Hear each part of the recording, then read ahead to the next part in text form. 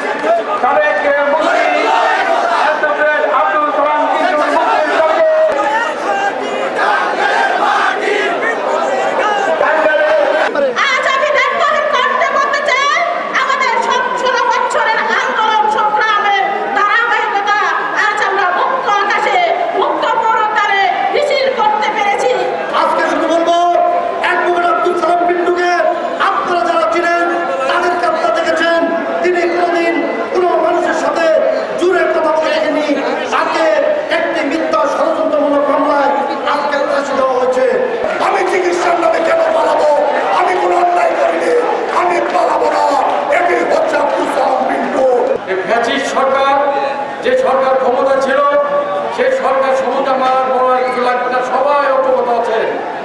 ছাত্র জনতা বাংলাদেশে বারবার সঠিক সময়ে সঠিকভাবে মাঠে নেমেছে। মাননীয় প্রধান উপদেষ্টা অবিলম্বে সালাম পিন্টু 17 বছর ধরে যে নির্যাতিত হয়েছে সেই বিবেচনা করে আপনি অবিলম্বে তার মুক্তির ব্যবস্থা করবেন। আবেদন করব যে এই মামলা সম্পূর্ণ ভিত্তিহীন, বানোয়ার, শুধুমাত্র অন্যায়ভাবে অনিয়ন্ত্রিতভাবে আব্দুল সালাম পিন্টু সহ অজস্র নেতাকর্মীকে তারা মিথ্যা মামলা দায়ের করে সাজা দিয়েছে। আমি পরিসর থেকে আব্দুল সালাম পিন্টু সহ যাদের নামে মামলা দেওয়া হয়েছে সেই মামলা প্রত্যাহারের দাবি জানাচ্ছি।